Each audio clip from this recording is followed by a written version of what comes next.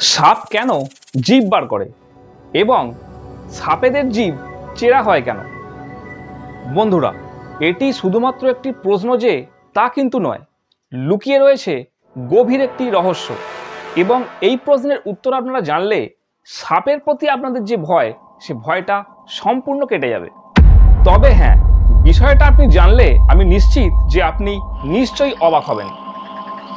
তাই বন্ধুরা, আর ভয় পেতে হবে না এই বিষধর সাপকে।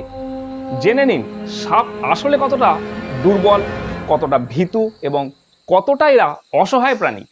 সাপ দেখেনি এমন মানুষ মনে হয় শহরে থাকলেও গ্রামে নেই। আর যারা সাপ দেখেছেন তারা নিশ্চয়ই দেখে থাকবেন সাপ বারবার জিভ বার করছে। নির্বিষ হোক বা বিষধর, সব সাপই এমনটাই করে থাকে। আর এটি দেখে আপনার মনে কখনো না কখনো এই সাধারণ ছোট্ট প্রশ্নটি অবশ্যই জেগেছে যে সাপের জিভ চেরা হয় কেন এবং সাপ কেন বারবার জিভ বার করে। বিশেষজ্ঞরা বলছেন মানুষের যেমন ঘ্রাণ নেওয়া বা গন্ধ চেনার জন্য নাক এবং নাকের মধ্যে ঘ্রাণ গ্রন্থি থাকে, কোনো শব্দ শোনার জন্য কান রয়েছে যার মাধ্যমে মানুষ শব্দ চিনতে পারে, সাপেদের এমন কোনো আলাদা গ্রন্থি নেই। এদের এই জিভটাই হলো একমাত্র হাতিয়ার যার মাধ্যমে সাপ গন্ধ এবং শব্দকে শনাক্ত করতে পারে। এবার আপনি হয়তো ভাবছেন কিভাবে? আসলে গন্ধ হলো এক বা একাধিক উদ্বায়ী রাসায়নিকের সমষ্টি, যা সাপ তার জিভের সাহায্যে মুখের ভিতরে থাকা স্নায়ু মারফত সিগন্যাল মস্তিষ্কে পাঠায় এবং সেটি কিসের গন্ধ তা শনাক্ত করে। এই গোটা পদ্ধতিটিকে বিজ্ঞানের ভাষায় বলে ট্র্যাপোট্র্যাক্সিস।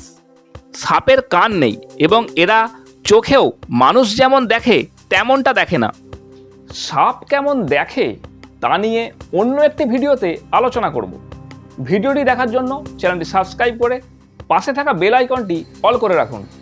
সুতরাং চোখে ভালো দেখে না, গন্ধ পায় না এবং শব্দ শোনে সেটাও এই জিভের মারফত সাউন্ড ওয়েভ পদ্ধতির মাধ্যমে।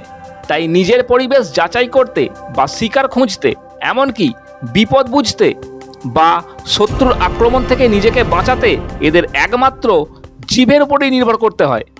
বারবার জিভ বার করে আসলে নিজের চারপাশের এলাকা থেকে পাওয়া বাতাসে মিশে থাকা মলিকিউলগুলিকে ট্র্যাপোট্র্যাক্সিস পদ্ধতির মাধ্যমে সিগন্যাল পাঠায় মস্তিষ্কে বর্তমান পরিস্থিতি আঁচ করার জন্য। আশা রাখছি এই পর্যন্ত বিষয়টা আপনারা বুঝতে পেরেছেন। এবার আসি সাপের জিভ চেরা হয় কেন। আগের এই গোটা পদ্ধতিটি সুবিধাজনক করে তোলার জন্যই সাপের জিভ প্রাকৃতিকভাবে চেরা। এই কেমিক্যাল সিগন্যালগুলি কোন দিক থেকে আসছে, ডান দিক না বাঁ দিক, এটি শনাক্ত করার জন্যই সাপেদের জিভ এমন চেরা হয়ে থাকে। প্রকৃতির কি অদ্ভুত সৃষ্টি, তাই না? কিন্তু এর ফলে সাপের থেকে ভয় কিভাবে কাটবে, চলুন ব্যাপারটা বোঝার চেষ্টা করি। সাপ চোখে ভালো দেখতে পায় না, বেচারির শব্দ শোনার মতো সুবিধাও নেই এবং গন্ধও পায় না। সুতরাং এত দুর্বলতা রয়েছে যে প্রাণীটির মধ্যে, সেই প্রাণীটিকে এত ভয় পাওয়ার কি আছে? সোজা কথা, একটুখানি সচেতনতা এবং একটুখানি সাবধানতার মাধ্যমেই এই সাপের মতো বড় সমস্যা এড়ানো খুবই সহজ। সুতরাং বন্ধুরা, ভয়ে নয়, সতর্কে থাকুন। সাপ যখন কোনো গন্ধই পায় না, কার্বলিক অ্যাসিড দিয়ে সাপ তাড়ানোর গল্পটাই বাকি। আপনার মনে প্রশ্ন জাগছে না?